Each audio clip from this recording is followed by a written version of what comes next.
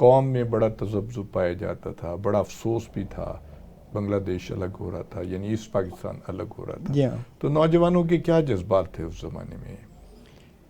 دیکھیے، جو تو 65 کی جنگ تھی اس کو تو ہم نے میرا خیال ہے جائز طور پر فتح ہی پیش کیا بنا کر. اب لوگ تنقید کرتے ہیں کہ وہ اتنی بڑی فتح نہیں تھی، لیکن اس وقت وہ بہت بڑی فتح تھی. بے شک بہت بڑی آپ کو 5 گنا، پوری قوم جو تھی وہ آپ سے 5 گنا بڑی فوج آپ پہ حملہ کرنے آئی، بالکل، اور آپ نے اس کے دانت کھٹے کر دیے. بالکل، نہ صرف لاہور میں بلکہ سیالکوٹ میں. بالکل. اور سیالکوٹ میں تو شاید اللہ کی مہربانی تھی، یہ معجزہ نمودار ہوا جو دنیا کی جنگی تاریخ میں آج تک کسی کو سمجھ نہیں آتا کہ انڈین آرمر ڈویژن ہماری ایک آرمر ریجمنٹ کے کاؤنٹر اٹیک سے بکھر گئی. بالکل بالکل. اور دم دبا کے بھاگ دوڑی.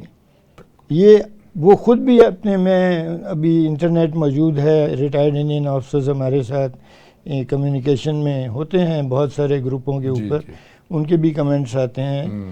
تو وہ مانتے ہیں کہ بڑی کنفیوژن کریٹ ہو گئی اور سمجھ نہیں آئی کہ یہ جو حملہ کرنے آ رہے ہیں یہ صرف ایک ریجمنٹ ہے 25 کیولری پاکستان کی.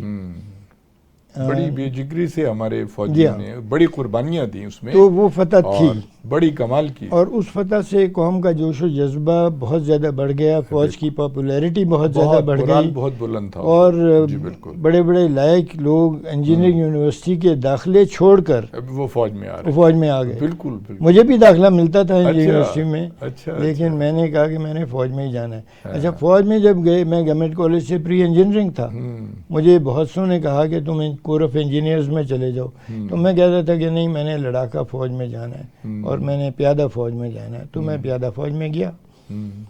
71 کی جو ڈیفیٹ تھی اس نے پوری قوم کو صدمے سے دوچار کر دیا، اور پھر فوج کے اوپر تہمتیں بھی لگیں، تیرے دشنام اور ناوک ملامت، بالکل، یہ بھی بہت زیادہ آئے، بہت ہوئی، اور بہت زیادہ تنقید ہوئی، اور وہ تنقید آج تک جاری ہے. خاص طور پہ اس میں ماشاء اللہ کا دخل ہے. لیکن پھر ایک ایسا دانشور طبقہ پیدا ہو گیا جس نے اپنی دانشوری کا معیار یہ بنا لیا کہ وہ فوج پہ کس قدر زیادہ زہر پاشی کرتے ہیں اور دشنام ترازی کرتے ہیں. تو جتنا زیادہ وہ کریں گے ان کی پاپولیرٹی بڑھتی ہے، ذاتی مفادات. تو یہ ایک رواج بن گیا، یہ افسوسناک رواج ہے. بہرحال میں یہ کہوں گا کہ پاکستان کی فوج بڑا مشکل کام کرتی ہے. پہلی بات تو یہ ہے کہ اس کی بنیادی فلسفہ ہی یہ ہے کہ آپ نے اپنے سے 4-5 گنا بڑے دشمن کے ساتھ لڑائی کرنی ہے، بالکل، اور اسی کے سامنے ہم سپارہ ہیں. دوسری بات یہ ہے کہ پاکستان کے وسائل نہیں ہیں، تو ہمارے فوجی بھی اپنا کمپیریزن کرتے ہیں. جب کچھ ہوش آ جاتی ہے، جب کچھ زیادہ عمر بڑھتی ہے اور کچھ شعور زیادہ آتا ہے، تو لوگ کمپیریزن کرتے ہیں اپنا دوسری فوجوں کے ساتھ. پھر کبھی کبھی ان فوجوں کے ساتھ آپ کا رابطہ بھی ہو جاتا ہے. آپ ٹریننگ کرنے وہاں چلے گئے، آپ کسی ڈیوٹی پہ سعودی عرب چلے گئے، تو ہمارے بھی سپاہیوں کو یہ احساس تو ہوتا ہے کہ بھئی ہماری تو تنخواہ بین الاقوامی حساب سے بہت ہی قلیل ہے، ہماری ریسورسز بہت قلیل ہیں. تو بہرحال اس کے باوجود آپ دیکھیے کہ شہادتیں ہو رہی ہیں، لوگ معذور بھی ہو رہے ہیں، زخمی بھی ہو رہے ہیں، لیکن والنٹیئرز کی آج بھی کمی نہیں ہے. اچھا. اور ہماری فوج میں خودکشی کا رجحان بھی دنیا کی دوسری فوجوں کے مقابلے میں بہت کم ہے. اب یہ کیا کہیں آپ، جذبہ ایمانی ہے یا ان اساتذہ کی ٹریننگ ہے جن کو اب ہم یاد کرتے ہیں. جی بالکل. تو کسی نے، آپ دیکھیں کہ بہت بڑی افواہیں پھیلائی گئیں کہ وہ عادل راجہ صاحب جو چلے گئے اس کو دشمن نے خرید لیا، اور بڑی بڑی افواہیں پھیلائی گئیں کہ 6000 افسروں نے استعفیٰ دے دیا ہے آپس میں. بڑا یہ اس قسم کا بہت جی، فوج کے اندر دراڑیں پڑ گئی ہیں. تو الحمدللہ فوج کے اندر کوئی دراڑ نہیں ہے، اور نہ ہی فوج کے اندر بددلی ہے، اور فوج یہ انڈرسٹینڈ کرتی ہے. قصہ یہ ہے کہ اوورآل ہماری فوج جو ہے وہ دنیا کی بہترین فوج ہے، اس میں کوئی شک نہیں ہے، کوئی دوسری رائے نہیں ہے. اور ہماری ایئر فورس، ہماری نیوی، انہوں نے وہ ریکارڈ قائم کیے دنیا کے بڑے بڑے، اور جتنی جوان مردی اور محنت سے انہوں نے کام کیا ہے. مسئلہ صرف یہ ہوا ہے کہ چند ناک بتندیش کہہ لیں آپ ہمارے جنرلز وغیرہ جو ہیں، جس طرح ہمارے پولیٹیشنز میں چند بے شمار ایسے ہیں جنہوں نے سیاست کو بہت خراب کیا ہے، اسی طرح فوج کے جو جنرل اس میں آئے، سیاست میں آئے، اس کی وجہ سے بہرحال ایک ایفیکٹ تو ہوا ہے، یہ تو آپ کو ماننا پڑے گا۔ بالکل ہوا ہے، اور یہ سیاست میں فوج کا عمل دخل نہیں ہونا چاہیے تھا، اور یہ ایک افسوسناک بات ہے۔ سیاست میں عدلیہ کا بھی کوئی عمل دخل نہیں ہونا چاہیے۔ میری تو ایک تجویز یہ ہے کہ عدلیہ کے حلف میں بھی یہ بات شامل ہو لینی چاہیے، جس طرح آپ فوجیوں کو کہتے ہیں کہ حلف اٹھاؤ، اور حلف کے اندر یہ آپ نے الفاظ شامل کیے ہوئے ہیں کہ میں سیاست میں حصہ نہیں لوں گا۔ میرا خیال ہے کہ عدلیہ کے حلف میں بھی یہ الفاظ شامل ہونے چاہیے، اور یہ جو فوج پہ پابندی ہے سیاست میں حصہ لینے کی، اس پر فوج کو عمل کرنا چاہیے، اور ریٹائرمنٹ کے 2 سال بعد تک کی جو پابندی ہے، یہ پابندی بھی عدلیہ پہ لگنی چاہیے، کیونکہ ہمارے ہاں جو ماحول بن گیا ہے اس میں بار بار لوگوں کو یہ احساس ہوتا ہے کہ ہمارے ہاں انصاف کا معیار وہ نہیں ہے جو اصولی طور پر ہونا چاہیے۔ بالکل تو باقی یہ پارلیمنٹ کا کام ہے، مقننہ قانون سازی کر سکتی ہے، لیکن میری رائے میں یہ قانون سازی ضروری ہے۔ ہماری جو عدلیہ کی تاریخ ہے نا بریگیڈیئر صاحب، وہ بہت ہی، اگر میں یہ کہوں کہ گھناؤنی ہے تو میں غلط نہیں ہوں گا۔ چند ایک نام، جسٹس کیانی، جسٹس دوراب پٹیل، یہ 3-4 نام، یا وہ جو تھے ہندو جو تھے، مجھے نام یاد نہیں آ رہا، اور کارنلس صاحب تھے، جسٹس کارنلس، 4-5 اگر ججوں کو آپ نکال دیں، جسٹس ایم.آر. کیانی صاحب کتنے بڑے آدمی تھے، تو باقی تو ٹریک ریکارڈ ہماری عدلیہ کا بہت خراب ہے۔ اور وہ جو آپ حلف کی بات کر رہے ہیں، وہ حلف اٹھاتے ہیں لیکن اس کی کوئی پاسداری نہیں کرتے وہ۔ نہیں، لیکن ان کے حلف میں یہ سیاست سے پرہیز والی بات نہیں، سیاست تو نہیں ہے، یہ ہونی چاہیے۔ یہ کہتے ہیں کہ ہم اللہ کو حاضر ناظر جان کے کہہ رہے ہیں، تو پھر فوج کا بھی حلف، اور فیور، پھر فوج کا حلف بھی اللہ کو ہی حاضر ناظر جان کے کر دیں۔ تو میرا ہمارے ملک کو جو مسائل ہیں ان کے حل کے لیے میں نے یہ بات کی ہے۔ بہت اچھی بات ہے۔ باقی تو مقننہ کی مرضی ہے، کرے یا نہ کرے، لیکن ایک جو مناسب رستہ نظر آتا ہے صورتحال سے جان چھڑانے کا، وہ یہ بھی ہے کہ پھر حلف میں یہ داخل کر دیا جائے کہ سیاست میں حصہ نہیں ہوگا، کیونکہ اگر آپ سیاست میں حصہ لے رہے ہیں اور آپ کے ملک کے اندر جو اہم ترین مقدمے ہیں وہ سیاست دانوں کے مقدمے ہیں، تو پھر اگر آپ سیاست میں حصہ دار ہیں تو آپ کیسے انصاف کریں گے؟ نہیں کریں، غیر جانبداری نہیں رہے گی آپ۔ تو پھر اس لیے ان کو بھی سیاست سے ہٹ جانا چاہیے جب تک وہ مسند انصاف پہ براجمان ہیں یا جلوہ افروز ہیں۔ دونوں باتوں میں سے ایک ہے، براجمان بھی سے۔ تو جب تک آپ وہاں جلوہ افروز ہیں تو آپ سیاست میں حصہ نہ لیجئے، ریٹائرمنٹ کے 2 سال بعد بھی نہ لیجئے، پھر کھلا میدان ہے، آپ آئیے سیاست میں سیاست کیجئے۔ لیکن یہ جو پاکستان کے مسائل ہیں، ان مسائل کو دور کرنے کے لیے ایک تجویز ہے، جی بالکل، مزاج گرامی پہ گرانہ گزرے تو۔ بریگیڈیئر صاحب، میں کیونکہ ایک نشریاتی ادارے میں رہا ہوں تو مجھے پارلیمنٹ کی کوریج میں نے بہت کی ہے۔ میں آپ کو بڑے افسوس کے ساتھ ہی کہہ رہا ہوں کہ 90% جو ہمارے الیکٹڈ، سو کالڈ الیکٹڈ ریپرزینٹیٹیو، ان کو آپ نے کانسٹیٹیوشن کی بات کی تھی، انہیں ایک لفظ نہیں پتا کانسٹیٹیوشن کا، ٹھیک ہے؟ یہ المیہ ہے، المیہ ہے، اگر کمپیریزن دوسرے ملکوں سے المیہ ہے، اور اس کی وجہ زیادہ تر جہالت ہے، تعلیم کی کمی ہے، اور وہ وڈیرے آ جاتے ہیں وہاں سے بھرتی ہو، اور جاگیرداری نظام ہے۔ بالکل، اب جاگیرداروں کے اپنے مفادات ہیں، بالکل اپنے وہ مفادات ایسے ہیں۔ کل ہی بات ہو رہی تھی اس پر کہ یہ جو زمینوں کا سلسلہ ہے، جی جی، کہ فوج کو زمین کیوں دی جا رہی ہے، کل فیصلہ بھی ہو گیا ایک کہ یہ نہیں ہونا چاہیے۔ تو بات یہ ہے کہ یہ زمینیں جو بنجر پڑی ہیں، یہ 75 سال سے بنجر پڑی ہیں۔ ان میں جو جنگلات کی زمینیں ہیں، جن کو انگریز جنگلات کی زمین کہہ کر گیا، اور بعد میں آپ نے ان میں شاید اضافہ بھی کیا، وہاں جنگل نہیں لگا سکے آپ 75 سال میں۔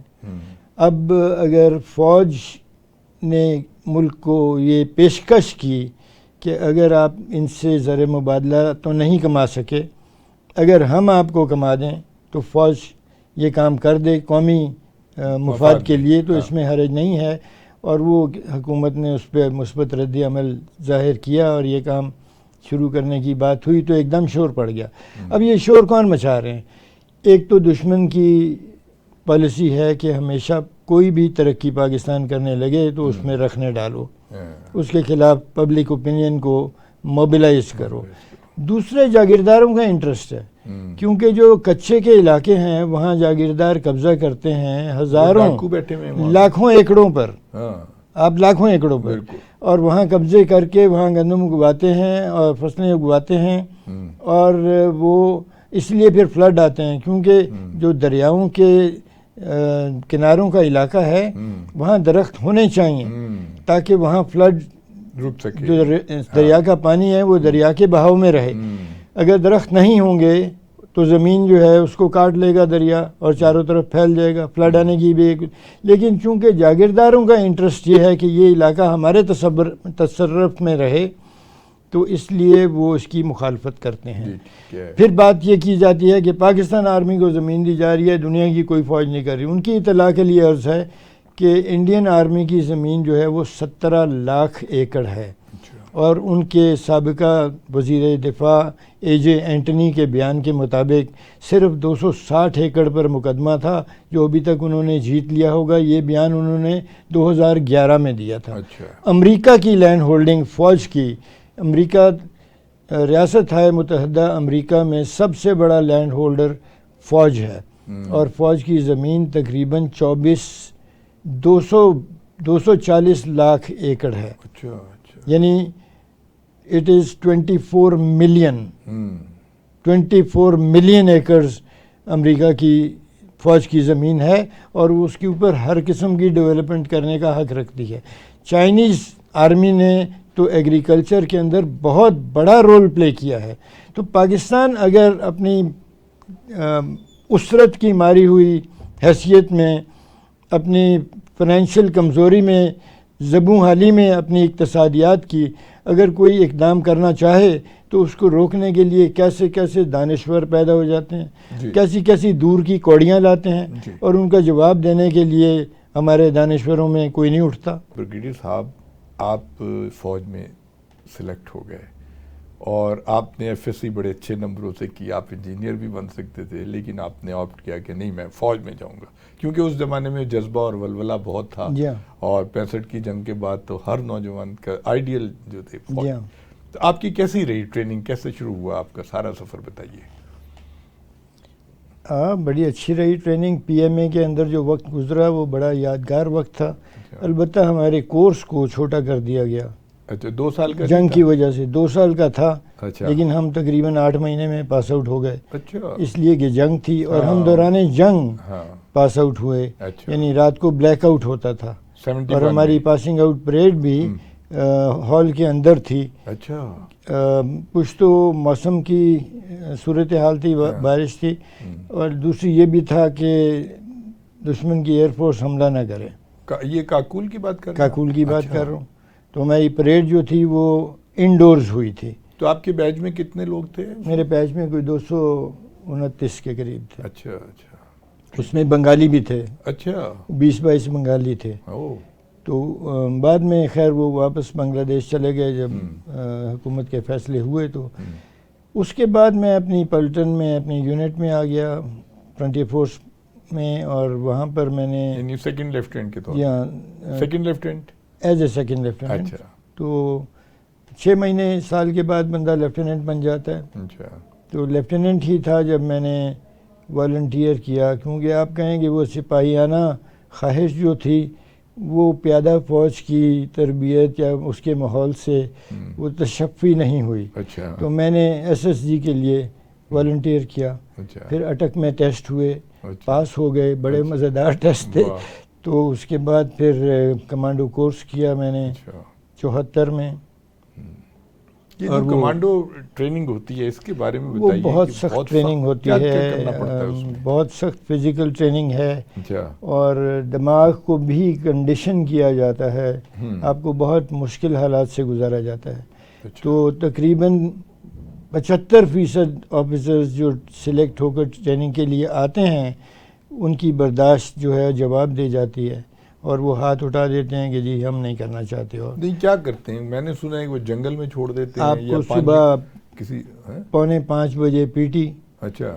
اس کے بعد پی ٹی تقریباً 1 گھنٹے کی اور بڑی مشکل. اچھا. اور اس میں 2 میل تو روزانہ کرنا ہوتا ہے. اور اس کے بعد آپ کو 1.5 گھنٹہ بریک دیتے ہیں بریک فاسٹ کی. پھر 3 بجے تک ٹریننگ ہوتی ہے, 2-2:30 بجے فزیکل ٹریننگ ہے ساری ٹریننگ. 2 بجے کے بعد آپ کو پھر لنچ کی 1.5 گھنٹے کی بریک دی جاتی ہے. لنچ کے بعد آپ کو 9:30 بجے رات تک ٹریننگ ہے. اور 9:30 بجے رات کے بعد آپ کا پرائیویٹ ٹائم ہے سونے کے لیے. صبح 4 بجے آپ پھر اٹھیں گے. تو اس ٹائم میں آپ نے وہ پنشمنٹس کرنی ہیں جو استادوں نے آپ کے خلاف لکھ لی کہ آپ نے جاؤ 6 میل دور کسی گارڈ کے کمانڈر سے چٹ پہ سائن کروا کے لاؤ, پیدل جاؤ, وزن اٹھاؤ. تو بہت ہارڈ کنڈیشن ہوتی ہے. اور پھر مختلف وہاں پہ اسالٹ کورسز ہیں. ساتھ ہی ساتھ آپ کو پڑھایا بھی جاتا ہے. آپ کو ملٹری ہسٹری کی کتابیں دی جاتی ہیں. وہ پڑھائی بڑی سخت ہے اور اس کا امتحان بھی بڑا ٹف ہوتا ہے. اگر آپ فیل ہو جائیں آپ نکل جائیں گے. تو ہوتا یہ ہے کہ تقریباً 40 آفیسر کورس شروع کرتے ہیں اور ان میں سے 12 بہت اچھے ہوں تو 16-17 پاس آؤٹ ہوتے ہیں. 50% سے زائد جو ہیں وہ ڈراپ آؤٹ ہو جاتے ہیں. میں نے کہا تھا 50 سے 75% تک ڈراپ آؤٹ ہو جاتے ہیں. کچھ اس ٹریننگ میں زخمی بھی ہو جاتے ہیں کیونکہ اس میں ماؤنٹینئرنگ ہے, اس میں واٹر مین شپ ہے.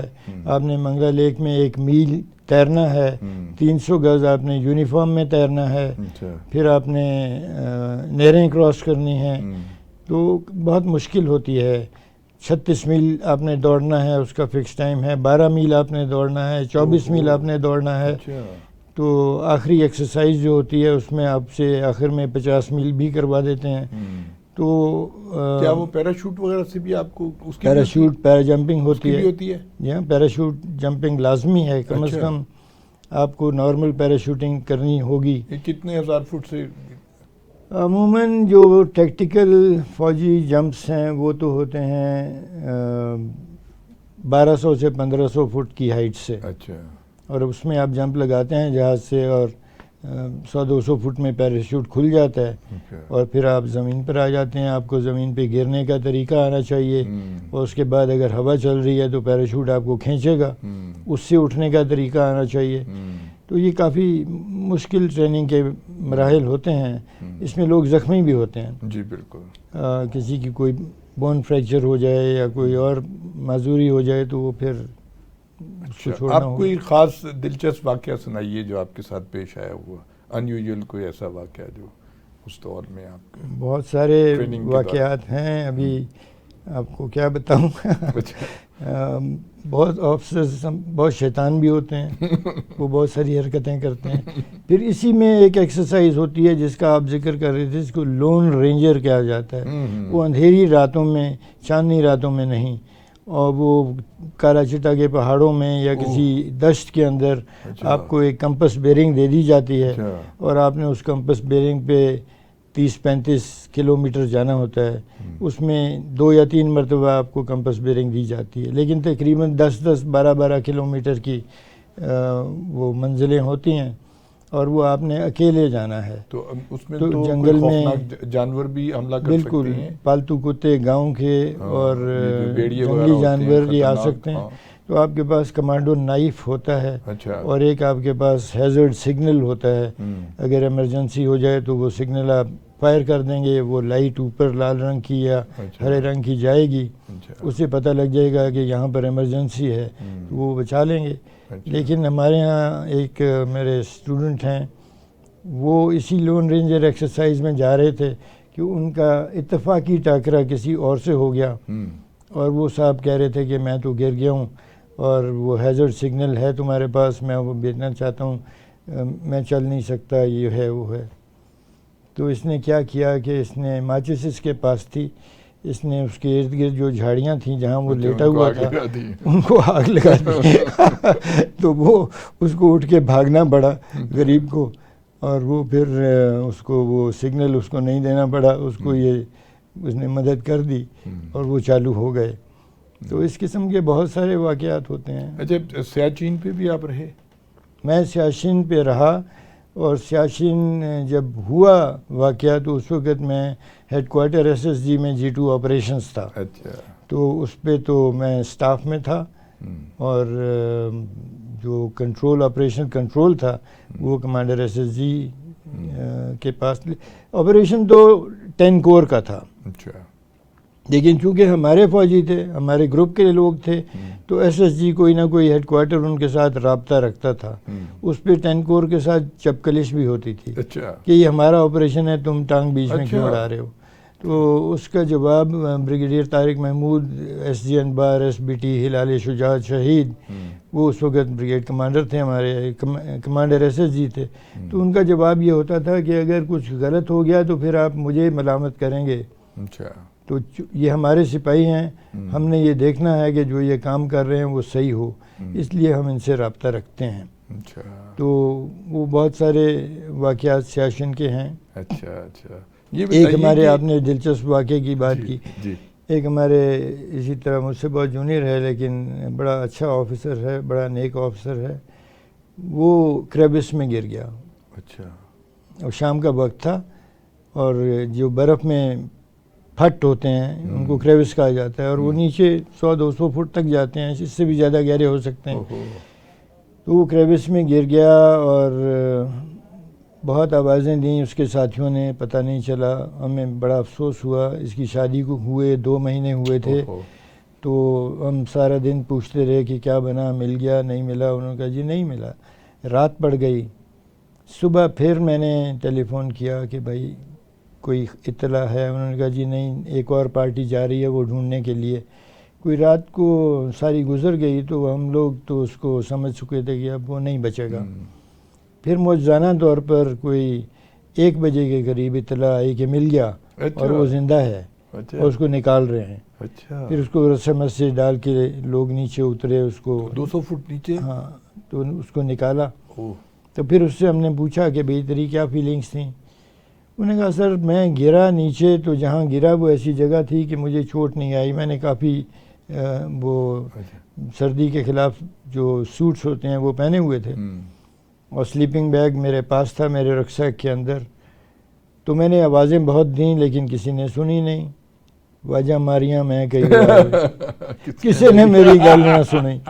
تو پھر کہتا ہے کہ میں نے کہا پھر تم نے کیا کیا؟ کہتا ہے سر پھر میں نے اپنا سلیپنگ بیگ نکالا اور ایک جگہ بنا کے میں اس پہ لیٹ گیا. اور برف میں تھوڑی بہت روشنی ہوتی ہے، تو جب تک روشنی تھی اس وقت تک میں نے ایک کتاب نکالی، میں وہ کتاب پڑھ رہا تھا. میں نے کہا چلو کتاب ہی پڑھتے ہیں. تو پھر سو گئے. پھر صبح اٹھے تو پھر کچھ نہیں تھا. پھر بہت آوازیں ماری. پھر ایک آواز آئی تو اس نے اور زیادہ زور سے چیخ ماری. تو پتہ لگ گیا کہ یہ موجود ہے اور زندہ بچ گیا. تو اس قسم کے واقعات بھی بہت ہوتے ہیں. بہت شکریہ لیاقت طور صاحب، آپ تشریف لائے. خواتین و حضرات، ہارون عباسی کو اجازت دیجیے گا. خدا حافظ.